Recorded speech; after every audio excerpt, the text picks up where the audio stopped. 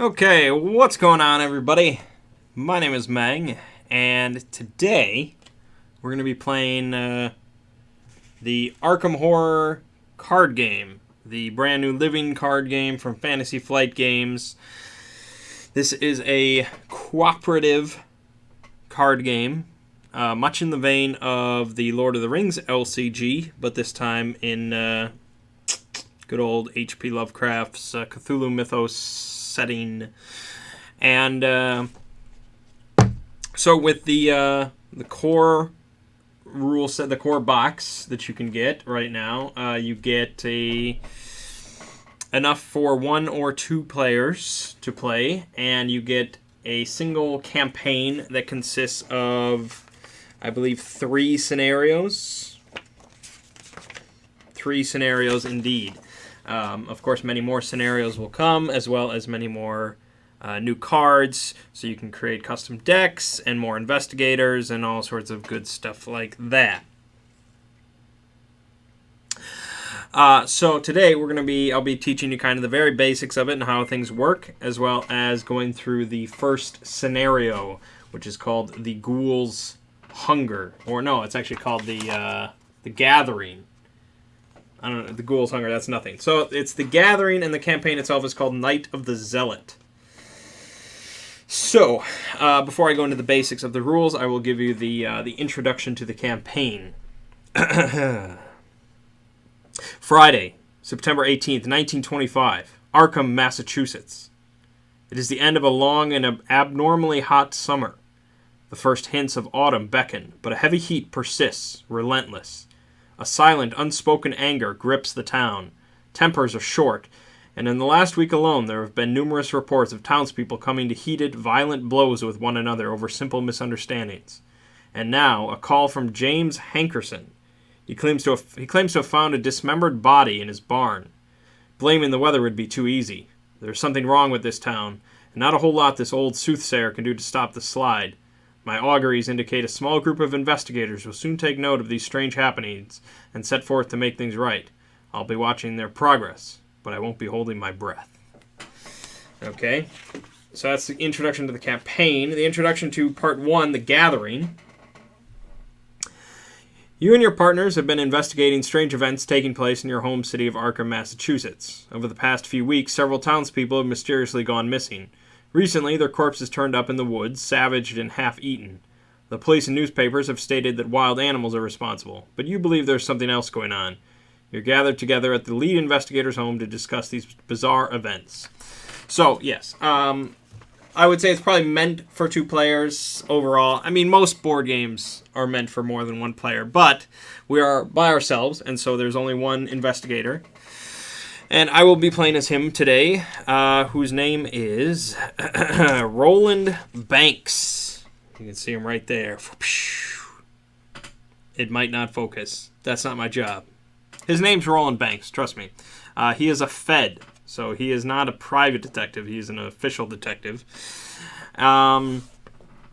And there are 5 investigators in the box. Roland Banks is the recommended starting investigator. And on each investigator sheet, you're going to have a number of stats. If you can see right up here, it's quality's pretty terrible. I'll get it real close for you. You can see there's numbers. That's the best I could do for you.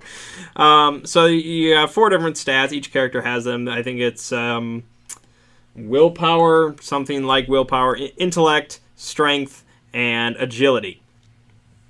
We'll be doing and covering all of those separately later. And then each investigator has their own kind of special ability. Roland's special ability is, after I defeat an enemy, I can discover 1 clue at your location once per round. And then everybody has their own Elder Sign effect, which we'll talk about in a second. And they have their own health and sanity values, much like Arkham Horror, Eldritch Horror, so on and so forth. So, also tied to each investigator, they all have their own kind of special investigator-specific cards. So in your deck, because it is a card game, you have a deck, you have generic cards, and you have some investigator-specific cards. So stuff like Guts, a 45 automatic, a guard dog, first aid. These are all kind of just anybody could probably have them, but something specific to Roland, if I could find it, would be Roland's 38 Special right here. Obviously, only Roland can have the Roland 38 Special, and it says Roland Banks deck only. So for right now, we're just using the recommended starting deck for Roland Banks. As time goes on, you could change it, and if you play throughout a campaign, you actually get experience, which you can use to upgrade certain cards in your deck, and that is a very cool concept. So, but right now, this is the very basic stuff. So, at the start of the game, we're going to be drawing 5 cards into our hand. And if you want to mulligan any of the 5 because you don't like them, you can do anywhere from 1 to 5 cards. You can put them aside, draw 5 more, and shuffle these back in so you don't redraw any of them. Now, the reason that you would do that is if you don't have a particularly balanced deck. So there are a few different types of cards. You have asset cards, which are basically items. So Roland's 38 Special, which I drew here, a flashlight, a knife, so on and so forth. These are all assets that you can basically equip to your character. You also have events, which events do a certain thing. So like working a hunch, you can play on your turn to just discover a clue at your locations. You just get a clue. Very easy. It's a nice card. Dynamite Blast. This is a very expensive event. You can do 3 damage to each enemy and to each investigator at the chosen location, which is pretty severe. So that costs a lot, but it's a good event. Then there are also, I'm just going to probably redraw. There's also skills. So skills are generally applied to a skill test. So we'll talk about tests and how skills work in there, but generally you don't play these as part of like an action. They're played during a skill test. So, you're going to have to excuse the kind of guerrilla-style videography. I'm never good at recording board games. But we'll draw our 5 cards, and I'm sure I'll just stick with them. We'll be fine. So you get your 5 cards. Each investigator starts with 5 resource tokens, which are these little buggers right here. Resource tokens are most often used for playing cards. They each have a cost, but they're also used for other things. You also have to, when you're starting a scenario, you have to assemble the chaos deck, or the chaos bag, although it can go into anything. But we have a bag made by my friend Gyro here. It's got a lot of cats on it. It's adorable, I know. That's why we're using it for Arkham Horror. And in the Chaos Bag, you're going to be putting a certain number of tokens. And depending on the difficulty that you want for the scenario, this can be anywhere from easy to like nightmare difficulty. The Chaos Bag basically replaces dice rolling. So whenever you would, in another game, say roll a dice as part of like a skill test, instead you would reach into the Chaos Bag, and this modifies your skill roll, your skill test. So in the bag can be stuff like just regular old 0. Okay? So so say you're doing like an intellect test. You're testing your character's intellect. So as I said, each character has their own stats. So Roland's intellect is 3. And say the intellect test that I needed to do was a 4, okay? So I needed a 4 intellect to do it, and you always have to reach into the Chaos Bag whenever you do a skill test. So you're always going to be potentially modifying it in some way. So say I was doing 3, I was like, well, I'm going to hope the Chaos Bag is nice to me. It probably won't be, and I pull out a 0. So this gets added to my intellect. So 3 plus 0 is 3, and thus I do not complete the skill test. So you could have a 0, or say you have a 6, and you're trying to do like a 2. And it's like, well, that's no problem, except, oh my gosh, you draw a -8. That's not in our bag, so we don't have to worry about that. But there is a -4, so that could happen. So there's anywhere from like +2 to -4, and there's also special ones. Special ones have different kind of symbols on it, such as skulls and so on. And the scenario will actually dictate what those special symbols do. Again, you probably won't be able to read this, but the gathering here, you have two different sides. One side is for easy and standard, the other is for hard and expert. So for standard, which is what we're playing, if I draw a skull, it's minus however many ghoul enemies are at my location. If I draw the little shadowy character, it's -1, and if I fail the test, I take 1 horror damage. If I draw the little block thing, it's -2, and if there's a ghoul at my location, I take a damage. And the other side, obviously, is different and worse. So that's pretty cool. I like that whole concept. You know, it's an elegant way to solve the problem of not having dice. There are other ways to modify your skill test, but we'll get to that in a second. So the Chaos Bag is packed and ready to go for standard difficulty. So, let us, I guess, begin the scenario, and we'll go through it as we go, as one does. So there are two kind of decks, I guess. It's 3 cards each, but we'll call it a deck. There are 2 decks related to each scenario. You have the Agenda deck and the Act deck. So the Agenda deck is basically bad stuff. Bad stuff is going to continue to happen as the Agenda deck goes along. You do not want the Agenda deck to continue, but it's going to happen. The Act deck is how you solve the scenario. That is what you are trying to continue. And they both advance in different ways. The Agenda deck, pretty much every round, you're going to have 1 Doom token added to the Agenda deck. And when the Doom tokens equal this number here in the lower left, which is 3 for this one, it's going to flip over and you're going to read it and continue on and on. So pretty much 1 per round, but certain encounters can advance this and do other things, so it could be faster than that. So that's the Agenda deck. It's bad, so on and so forth. The Act deck, we're going to try to continue advance by getting a certain number of clues. So we need a certain number of clues right here, 2 for the first card, in order to continue the act. And that's pretty much how it is. So you have the good, you have the bad. You want to do the good before the bad overwhelms you, so on and so forth. Also here we have different locations. Now for this starting scenario right here, we're only starting in 1 single location, but other ones you might have choices and so on and so forth. So for right now, we're starting in the study, which says, you've been investigating the strange events occurring in Arkham for several days now. Your desk is covered in newspaper articles, police reports, and witness accounts. Okay? And so when you go to a location for the first time, you're going to flip it over and it's going to become revealed. So we start in the study, so we reveal it right away. We put our little mini character card right there. And so now the study is revealed, and it says, the door to your study has vanished. Which is a good start.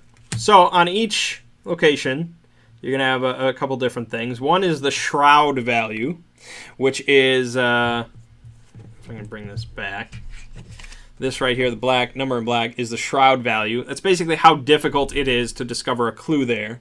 And this number over here on the right side is how many clues are at that location. So for the study, we have 2 clues, and the test to find a clue is 2. So I will put 2 clues on there. Okay? So let us actually find out what's going on in the scenario. So we'll read the trapped card. As you leap to investigate, the door... Oh, wait. Actually, let's read the agenda first. My bad. So, what's going on? It is late at night. You are holed up in your study, researching the bloody disappearances that have been taking place in the region. A few hours into your research, you hear the sound of strange chanting coming from your parlor down the hall. At the same time, you hear dirt churning as if something were digging beneath the floor. Okay? And trapped. As you leap to investigate, the door to your study vanishes before your eyes, leaving behind only solid wall. You're trapped inside your study until you can find another way out. Yes, so this is very straightforward. We basically have more or less 3 rounds before the agenda advances and something bad happens to us. And in order to solve the trapped situation that's happening, we need to discover 2 clues. It so happens that there are 2 clues in our study. So basically, once we discover these 2 clues, we can advance and solve the whole trapped thing and move on. If we don't solve it in 3 rounds, something's going to happen in the agenda deck to make the whole situation worse. Pretty straightforward. So now we can actually begin. So on your turn, you get 3 actions. And there are a good number of actions that you can potentially do. Of course, playing a card is an action, but also drawing a card is an action. Gaining a resource is an action. Activating an ability you have on a card is an action. Moving from a different location is an action. Investigating your current location to discover a clue is an action. Fighting an enemy is an action. Evading an enemy is an action. And so, we only have 3 of them, and there's a lot that we want to do on our turn. So right now, our goal, of course, is to discover these 2 clues. So, to discover a clue, you have to do an investigate action. And to investigate and discover a clue is an intellect skill test. So as I said, our intellect is 3. The shroud value is 2. So it's an intellect skill test with a difficulty rating of 2. So if I were to just do that and say I want to investigate, and I do that, and it was like, okay, let's draw from the bag.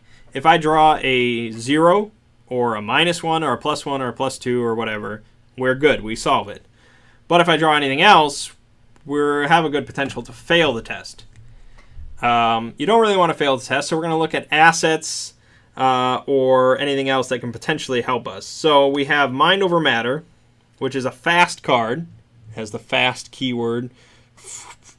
You can't read it. Did I smudge the camera or something? I don't know. You get the gist of it.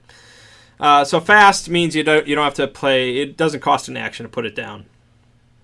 But Mind Over Matter, we can use our intellect in place of our fight or agility, which doesn't help Roland because his intellect's not that great. Dodge, basically, we can play it as a fast action whenever we're attacked to automatically cancel the attack. We have Dr. Milan Christopher, Professor of Entomology, which is an asset that costs 4 resources. We play it, we get +1 intellect. And after you successfully investigate, you automatically gain 1 resource. So this is a very good card for us. Now, Dr. Milan Christopher is an ally, which means he's a person. He is a real person. I don't know how we dragged him into our locked study, but we pulled him out of our bag of holding, and he is here. And he has health and horror. So he has 1 health and 2 horror, which compared to Roland's 9 health, I don't know how this guy exists, but okay. So he can actually be damaged by enemies, and we can lose him because he has a health and horror value. But that is very good for us, so we're probably going to play that. We also have Vicious Blow, which is a skill, which I'll explain last. And we have Old Book of Lore, which costs 3. It's an asset, and as an action, we can exhaust it to choose an investigator, including ourselves.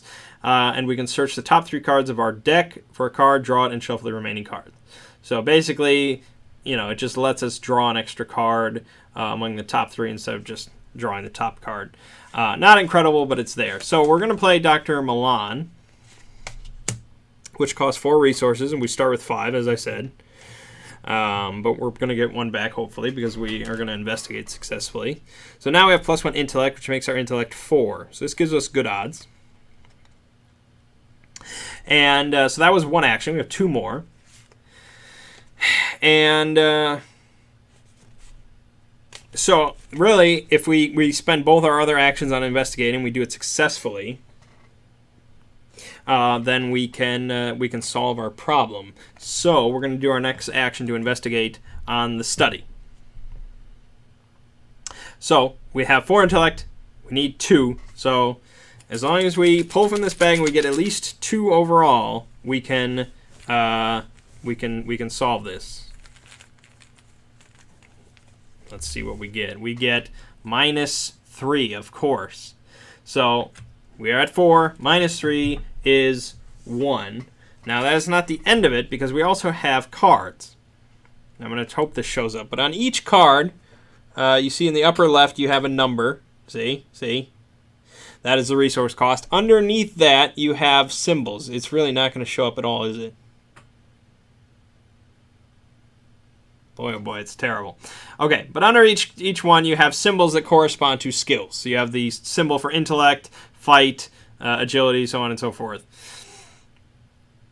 And so at this point, we could play cards specifically just to add to our skill test. So I actually don't have any cards that add intellect, which is a bummer. But if I did, I could play it right here, and it would add 1 to our skill test, which would let us succeed. But since I don't have any intellect, perhaps I should have drawn a card first. So we fail that skill test, which means we do not get to draw a resource because of Dr. Milan. He didn't help us that much. And we do not discover a clue, and that was basically just a wasted action. Now, I could investigate right again and hope for the best, or I could draw a card. I'll probably try my luck again and we'll investigate one more time. It means I won't be able to finish it this round, but it'll help us next time. So we will draw from the chaos bag again, and we get 0. As you can see, it's a 0. You can read that. So that is 4 plus 0, which is higher than 2, which means that we successfully investigate, so we actually get a clue, which we can just put right on the trapped act. And we also get a resource for Dr. Christopher Milan, and that is that. That is our turn. So now we do the enemy phase, but there are no enemies on the board, so we're okay. And then the upkeep phase, we basically reset everything. We ready all our exhausted cards. We actually get to draw a card, and we got deduction. So deduction is this is relevant. This is a skill. So a skill is a card you specifically play on a skill test. That is its whole purpose. And it usually has an extra ability for that. So if a skill adds 1, it adds 1 intellect to your skill test. So that's good. And if this skill test is successful while investigating a location, discover 1 additional clue at that location. So if we had had this in our starting hand and we had done that first investigate and we had played this, we would have discovered both clues successfully. This would have been a very good card to have. I should have drawn first. But it is what it is. So we get to draw a card during the upkeep phase, and we get to add 1 resource to our pile. And then if you have more than 8 cards, you have to discard down to 8. That is your hand limit. Okay, that is the end of a round. Now we do the Mythos phase. We skip it during the first round, but now we do it. We place 1 Doom on the agenda. Doom token looks like this. And we put it on the agenda. And now we draw. Each investigator draws from the encounter deck, but I'm the only investigator, so we just get 1. And we have Rotting Remains, which is a treachery card. So Revelation, which means when you draw it, we have to test willpower, and it's a 3 difficulty. For each point you fail by, take 1 horror. So, in Arkham Horror or something like Eldritch Horror, you would roll dice and do that and all that. But here, we have a willpower of 3. So, assuming I draw 0, I'm golden. I've passed the test. But the chances of that are somewhat slim. And most likely I'm going to minus at least 1. So, what I can do is play my old book of lore. And it just gets discarded. It's gone. But I get a +1 to this willpower test. It might be called willpower. I'm not sure. Don't question it. So I'm going to throw this away. It gets discarded right now, but I get +1. So my willpower for this test right now is at 4. And so I'm hoping to get -1 or 0. I will probably get -4. And we get -2. So 4 minus 2 is 2. So we failed it by 1 point. We take 1 horror damage. Not too bad. So we'll put a little horror token on there. And now we have 4 sanity left, I guess. And this card gets discarded, and so on and so forth. And now we're back to the investigation phase, so we can get 3 more actions. I might draw a card first. Yes, I will draw 1 card as 1 action. We got a knife, which is really only useful for combat. So now I can either draw another card to help my investigate, or I can just investigate twice and probably solve it, which I guess is what we'll do. So we will do an investigation action. I won't use deduction because I don't want to waste it on just 1 clue. And we'll hope that Dr. Milan can help me out here. So again, we want -1 or -2 or better. We got -2, so 4. -2 is 2, which is the shroud value, and that is the difficulty. So we have succeeded, and we get another clue. So now that we have 2 clues on the act, that is the requisite number, so we can actually get rid of these and immediately flip it over and read the other side. You notice that the edges of your newly purchased rug are tattered and mud-stained. Finding this odd, you shift the furniture aside and pull back the rug. To your surprise, you see the door leading out of your study. You slowly turn the knob and the door swings open, revealing your hallway below. You jump through the doorway, landing on your feet on soft dirt. The door to the study slams shut above you. The smell of burning wood fills the narrow hall, intermingled with the scent of rot and decay. Okay, so now we're going to get rid of the study, because the study is no longer accessible to us.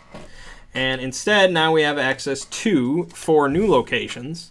We have the parlor, the cellar, the attic, and the hallway.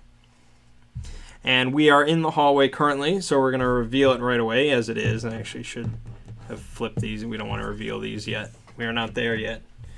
I jumped the gun.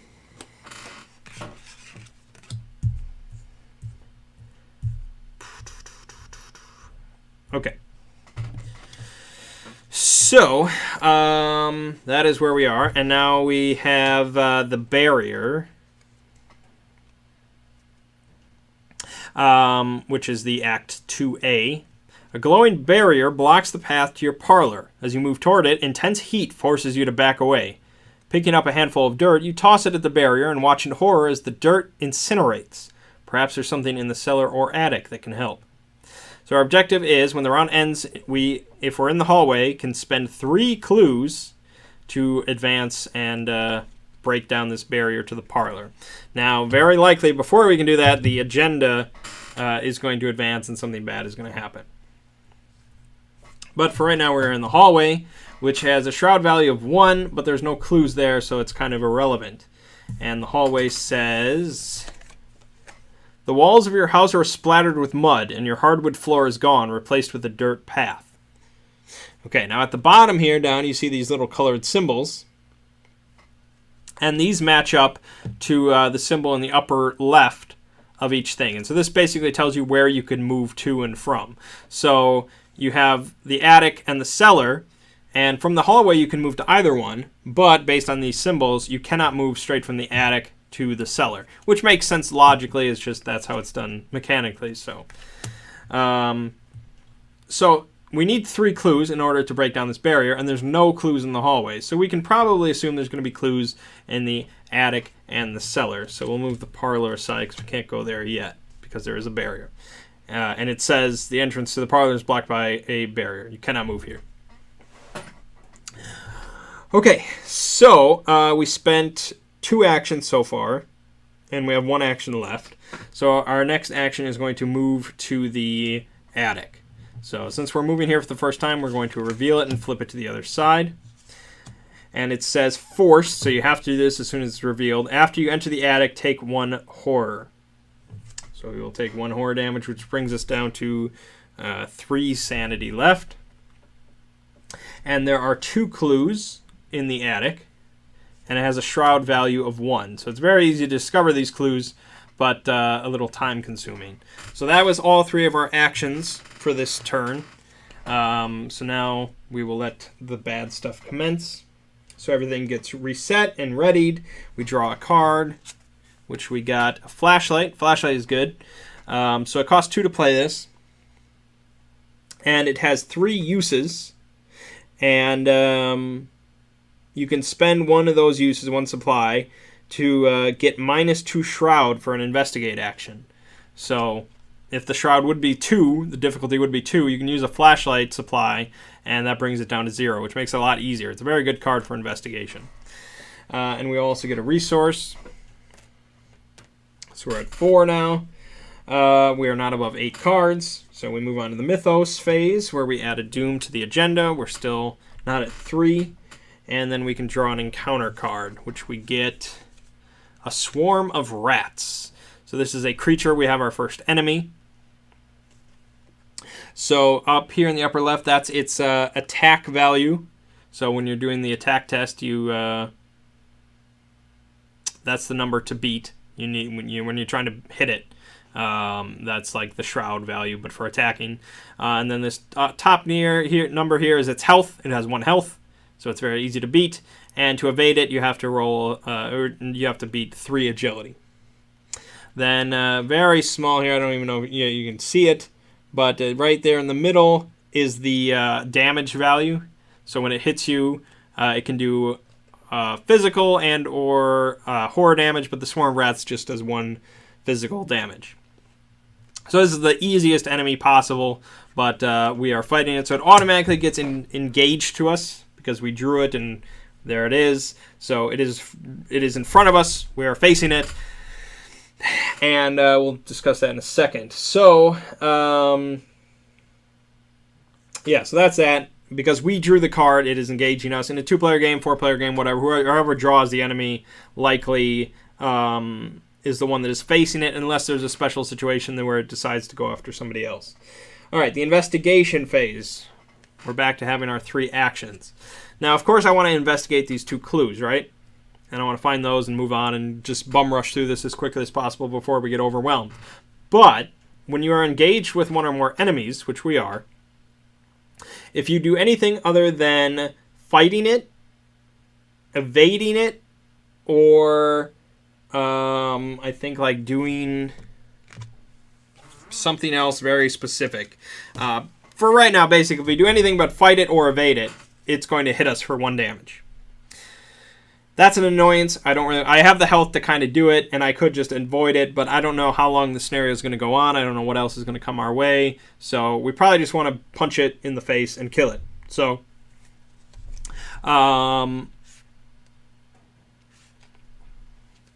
Roland's fight value is 4, which is pretty solid. And I could play a knife, which would bump it up to 5. Which is pretty solid. It's very unlikely. In fact, I don't think we even can fail at that point. But we probably don't need it right now, and I want to save my actions to get all the clues and move on. So I think we're just going to do it straight up. We're just going to fight it. 4 versus 1. Unless I get the -4, we should be okay. And I think there's only 1 -4 in the bag. And here I go drawing it. We got the blockiness, which for us means -2, and if there's a ghoul enemy, we take 1 damage. There's no ghoul, it's just a swarm of rats. So -2, 4 -2 is 2, which is higher than 1, and so we do 1 damage. Pretty much, unless you have a card that says otherwise, you are always doing 1 damage to an enemy. So basically, you're punching it. Unless you have a knife or a gun or a shotgun or what have you, you're doing 1 damage. But it only has 1 health. We do 1 damage. The swarm of rats is dead. So that was our first action, was punching a swarm of rats to death. So now we have 2 clues in front of us. We want to solve them and find them. So now is when we're probably going to use deduction. Okay? Because if we use this on a skill test, which we're going to do, and it's successful, we discover 1 additional clue. So when we would normally discover 1, we get 2 because of deduction. Very good card. So this also also modifies the skill test because it has the intellect symbol on it. So our intellect is normally 3, +1 because of Milan, and +1 because of this. So we're at 5, and we need to beat 1. So I don't think there's anything in this bag that would cause us to fail, and really, in a more informal setting, I probably wouldn't even draw. But for the sake of the video, I will draw. And we got -1, so 5 -1 is 4. We definitely succeed on the test. We can get rid of deduction, which helped us out, so we can discover both clues. Now, these don't automatically get put on it because there's a specific objective that says otherwise. So for this one, we need to go to the hallway and spend 3 clues at the end of a round. So at the end of a round, we need to be in the hallway and have 3 clues. We only have 2, so that doesn't really help us right now. We need to move to the cellar. Now, as I said, you couldn't move straight from the attic to the cellar, so we have to move back to the hallway and then move on to the cellar. But that was our third action, so that is the end of the investigation phase. So now the enemy phase would happen if we had not killed the rats. Now it would automatically hit us. There's no like dodging or anything like that. If the enemy is there, it's the enemy phase, it is going to do damage to you. But there's no enemy, so we're fine. We reset everything, and we get our resource and our card. We got Roland's 38 special here, which costs 3. It has 4 uses, and you can spend one of those uses to do a fight action, get +1 fight for the attack.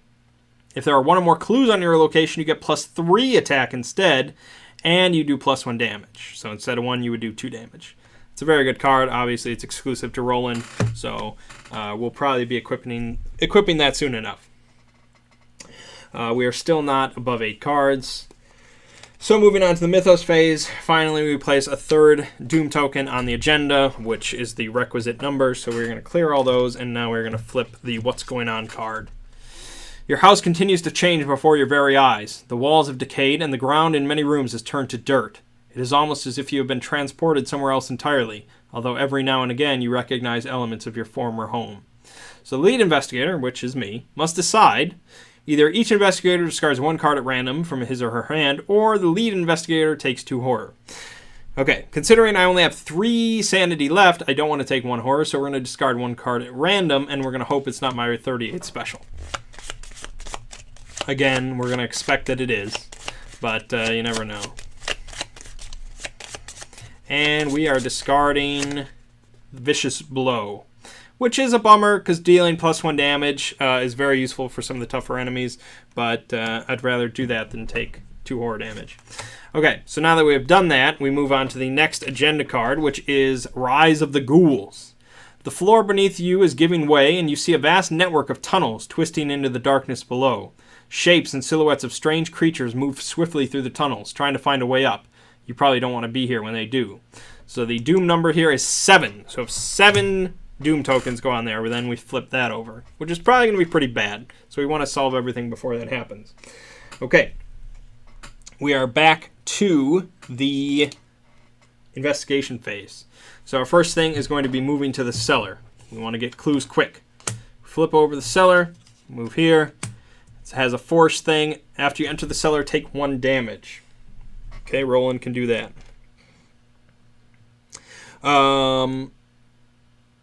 Oh, I forgot about Roland's ability. After you defeat an enemy, discover 1 clue at your location. It wouldn't have changed much. I just probably wouldn't have spent the deduction card, but that's fine. I only need 1 more clue as it is.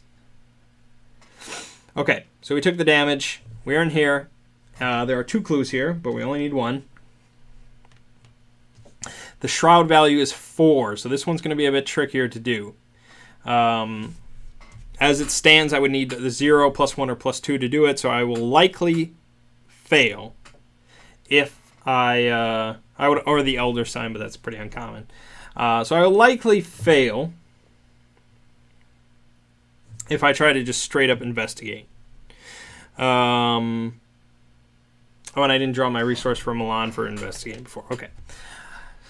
So, as it stands, we have the flashlight card, which is going to help us greatly because that will reduce the shroud value to 2, which is going to be a big help. So our first action is going to be playing the flashlight card, which costs 2 resources. And for assets, you have a number of equipment slots. So in the lower right of each asset card, you have a different symbol. So this is a hand. You have 2 hands, of course. You have an ally slot. You can only have 1 buddy with you. You have... What else do you have? You have a body slot. You have an accessory slot. And you have 2 arcane slots, which is pretty much for spells. So we're well within the bounds right now, so we're okay. So our first action was playing the flashlight. Now, if we do this successfully and everything works out how we want to spend our third action to move back to the hallway so we can be there at the end of the round to continue break down the barrier. So we need to do this right now and investigate by using the flashlight to reduce the shroud value. So we're investigating. The number is 4 against 2 because the flashlight reduces it by 2.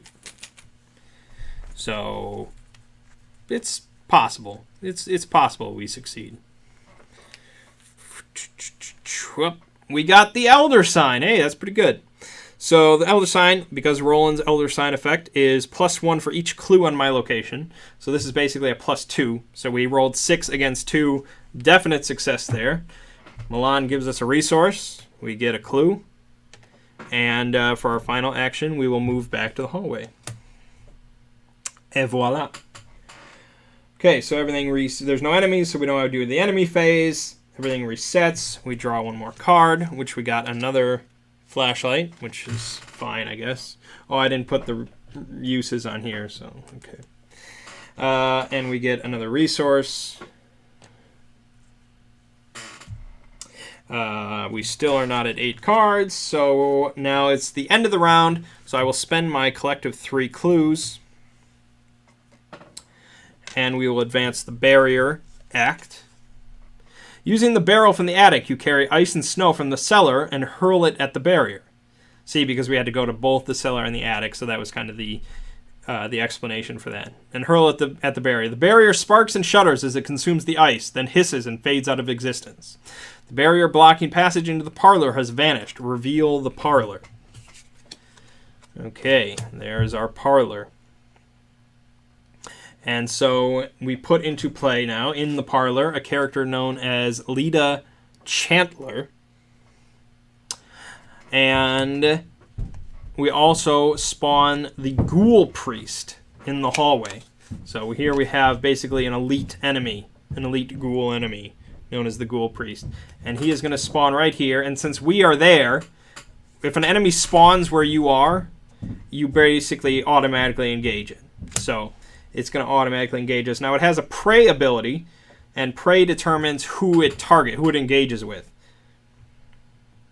So if me and one other person were both in the hallway, it would go towards the person with the highest fight, which would probably be Roland anyways. So we are now engaged to a Ghoul Priest. Great. Okay, and then now we will read the final act card. Ugh. What have you done? A woman with a torch stands in your parlor, a glimmer of hatred in her eyes. What have you done to my barrier? She screams, furious. Before you can answer, a ghastly wail sounds behind you, and a creature wearing robes and a deer skull mask tears through the wall, advancing towards you. So our objective is to kill the Ghoul Priest. Okay, so that's it. That's our objective, is to kill the Ghoul Priest. So we're going to put a Doom token on there, and we're going to draw an encounter card, which could be another enemy. It is not. Ancient Evils. Place 1 Doom on the current agenda.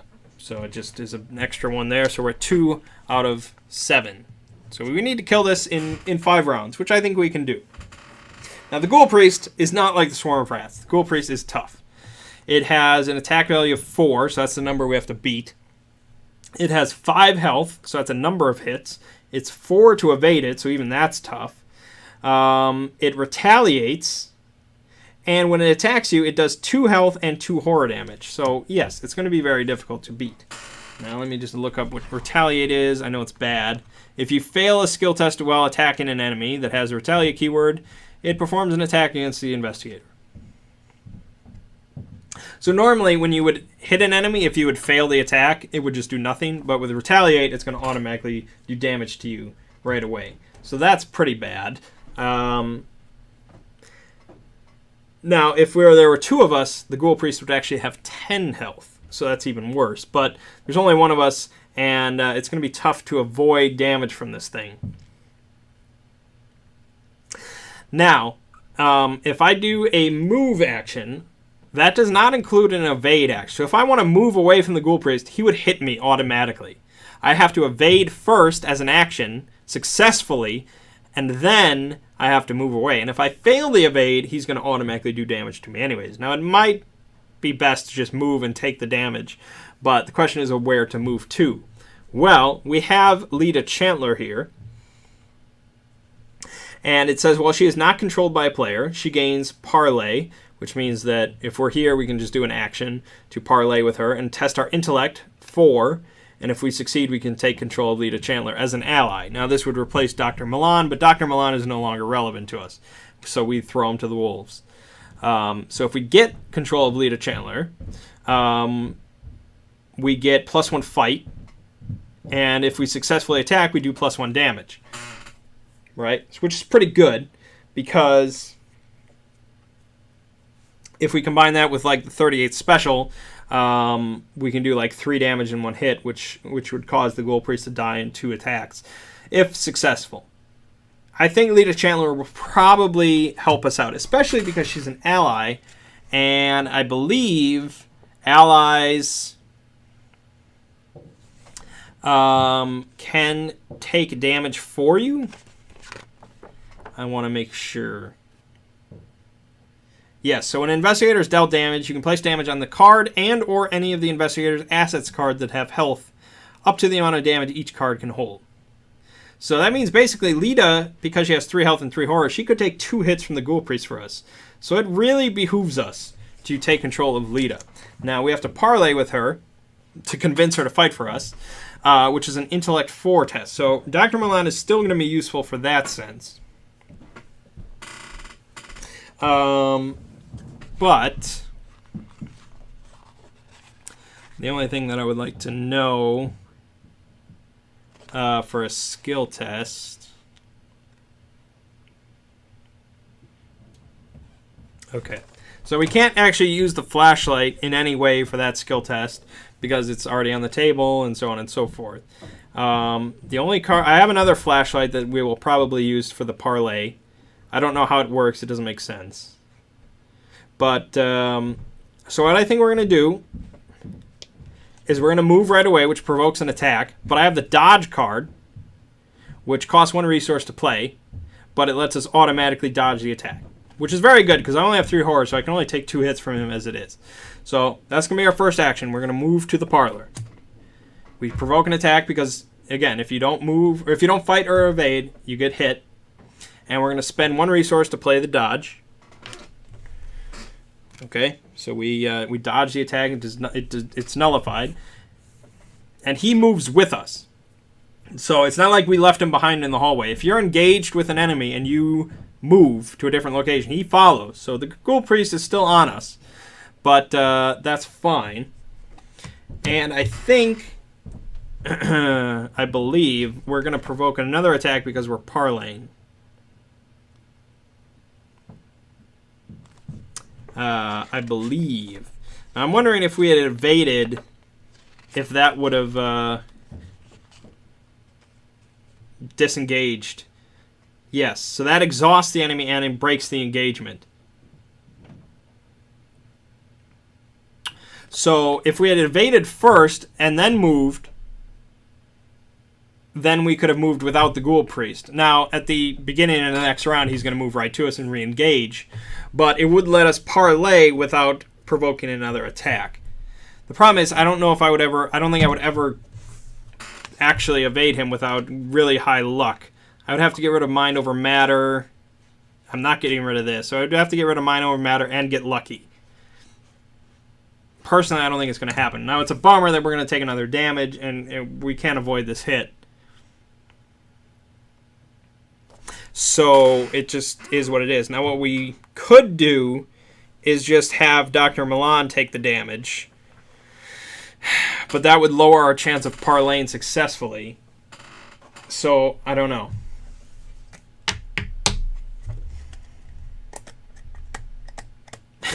Like, do I have him help me convince this girl, or do I throw his body at the Ghoul Priest and let him devour it? I only have 3 horror left, remember, so I cannot take many hits from the Ghoul Priest. But I think it's just what it is and what it is. So we spent 1 action to move. We're going to spend the second action to parlay. Now my question is if the attack comes before or after the skill test.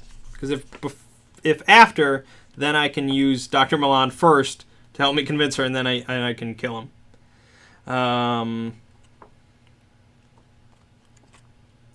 Just want to make sure. Performing any action. Okay. Talk the. Okay. It says performing any action other than to evade, to fight, or to activate any ability with either a parlay or resign. Oh, okay. So parlay does not even provoke it. Well, that's very good then. You live for another day, Dr. Milan. Okay, so we can parlay without being attacked, which is nice because we're just talking. Okay. So we're going to parlay with Lita. And so we need a 4 in order to convince her. We have a 4 intellect right now. We're going to spend the flashlight in my hand to get us up to 5. And so we're really just hoping to be lucky here.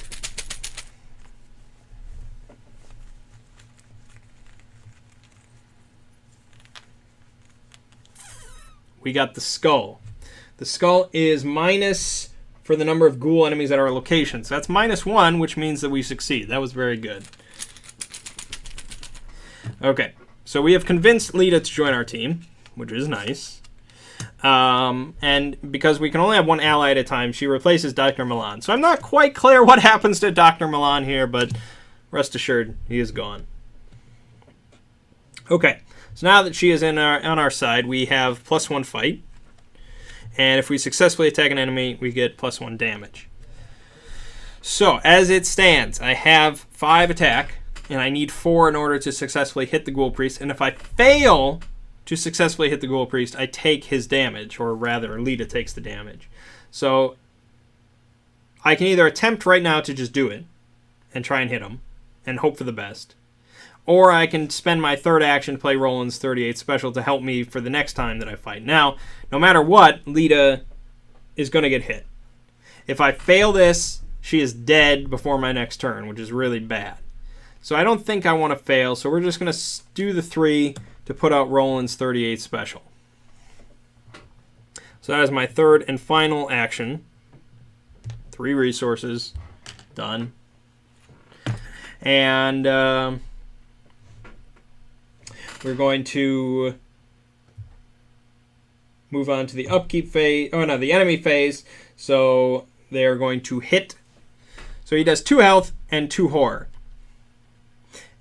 What probably is what I'm going to do is I'm going to spread this out as evenly as possible. So I'm going to take 1 of each, and she's going to take 1 of each, and we're going to go down together. Nice. So we'll put 1 on Lita, 1 on me. There we go, there we go. So we each have 2 horror left, and she has 2 health left. We'll be fine. We'll be fine. We'll be fine. We'll be fine. Okay, then the upkeep phase, everything resets, refreshes. We draw a card, which is Emergency Cash. So, costs nothing except it costs an action, and you get 3 resources. So far, I haven't really been resource starved. In fact, we get 1 more resource. Dr. Milan, I almost forgot his name already. He was that unimportant. He's been helping me out with resources. And so now in Mythos phase, we get another Doom, and we draw another encounter, which is a Ghoul Minion. Yeah, that sucks. It's a very basic enemy, 2, 2, and 2. And it does 1 damage, and 1 physical and 1 mental damage. So this is a problem, because that means that that's going to very much hasten the process of killing us.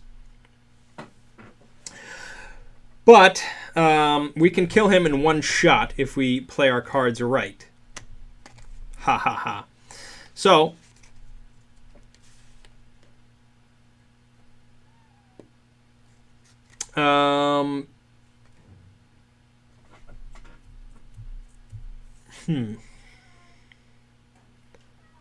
Okay. So first thing, we're going to spend... I have 4 ammo.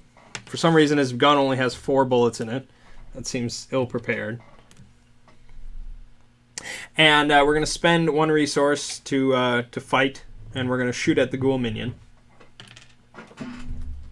So we get +1 for the fight. So our total fight for this attack is 6.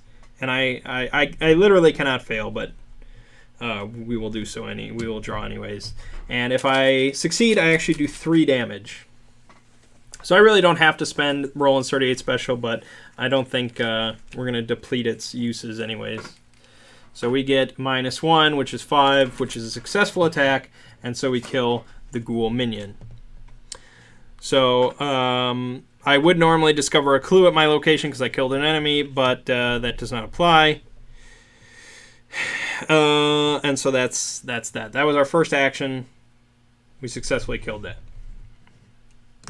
So now for our second action, we're going to shoot at the ghoul priest.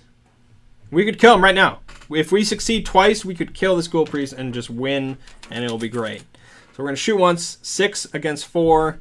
I'm going to hope for the best. I actually have decent odds of succeeding.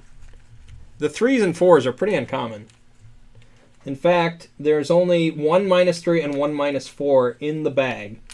That's very high odds of me succeeding. There's actually no +2 in the bag. I lied. We got -1. 5 against 4. That is a success.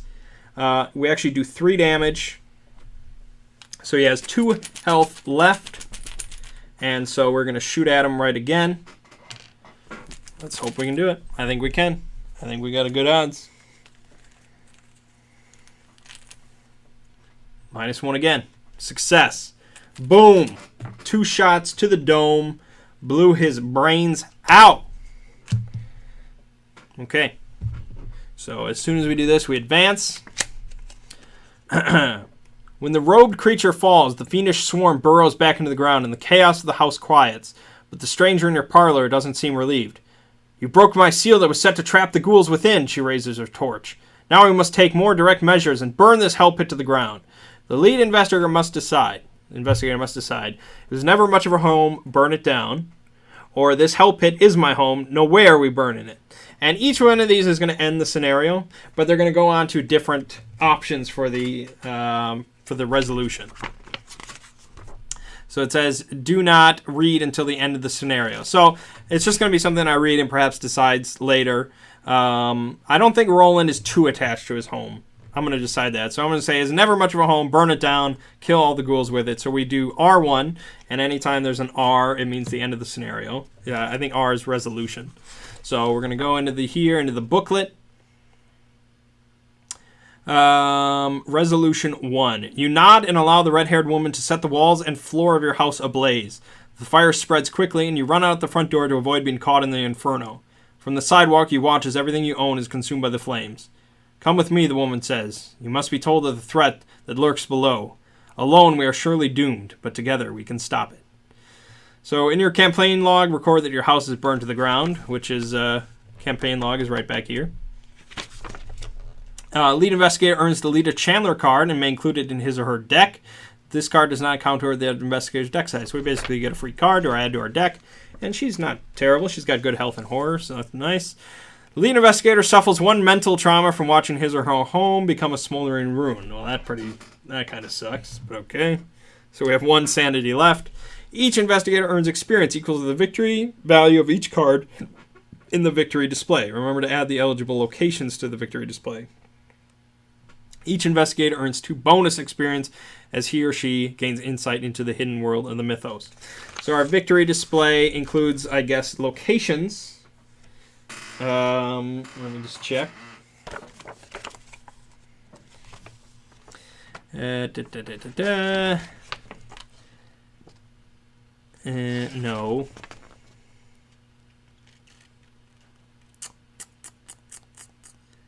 Oh, wait. It's over here.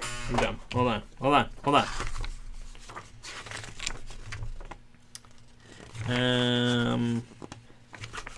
No, expanded campaign rules. Okay.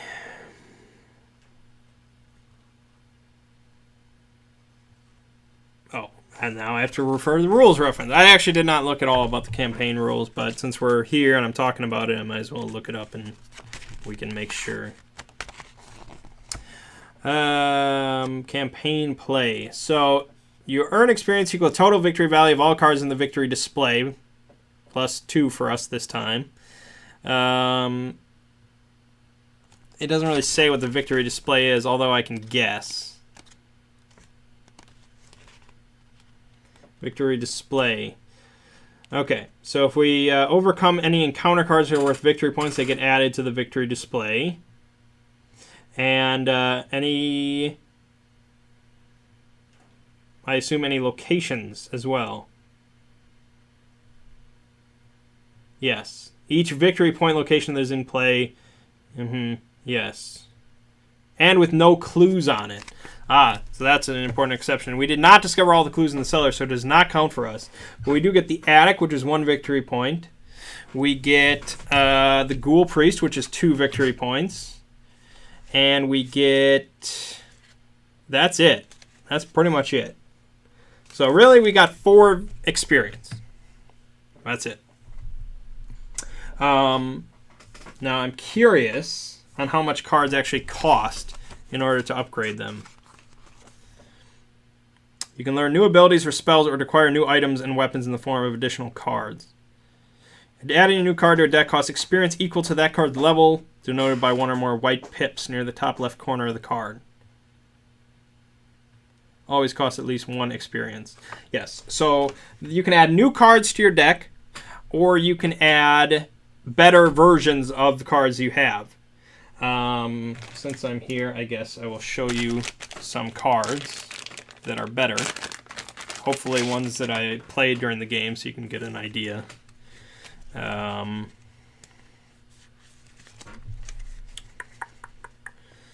So let's see here.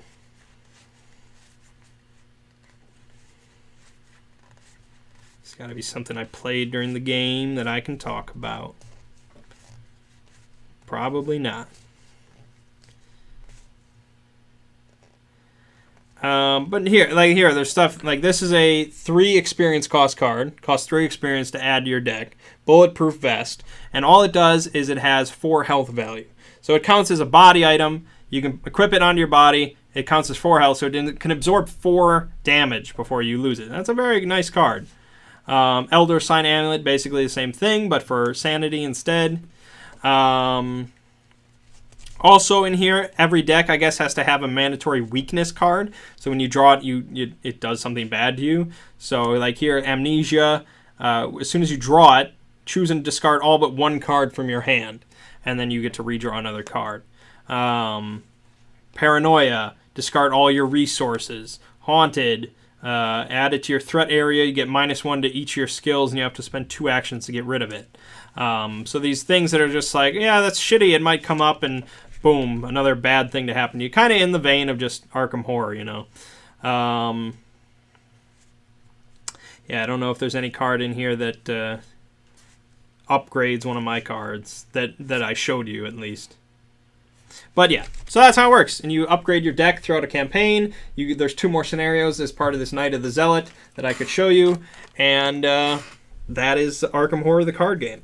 I actually find it pretty cool, to be honest. I don't like many solo things, but this is definitely something that I could see playing through the rest of the scenario and the campaign by myself. I mean, obviously I like Cthulhu Mythos. That's no secret. But I think functionally, mechanically, it is a more appealing game than the Lord of the Rings LCG. It's more basic. You don't have to deal with all the enemy threat counters and all that kind of stuff. And it's pretty intuitive for the most part. And the way that the story is outlaid and everything, mechanically how it works going from locations to locations, it's pretty cool. So, again, if you just buy the regular core set, which is what I've been showing you, you can play it by yourself or with one other person. If you buy another core rule set, so 2 of them, you can play with up to 4 players, but generally I don't think they design the game based around 4 players. I think usually it's based for 2. I've never played one of these with more than 2, so I don't know. But yeah, so pretty interesting if you're into card games, story-based kind of card games like this, cooperative. It's a very unique kind of thing. They've done it before, of course, but it's still kind of a unique, cool thing. All right, so I guess that wraps us up. A little over an hour to show off Arkham Horror, the card game. Check it out. It's out now if you want to take a look. Not overly expensive. And there's going to be a ton more content coming for Arkham Horror, the card game. I guarantee it. So, all right. My name is Mang. This has been Arkham Horror, the card game. I'll see you fine folks here on.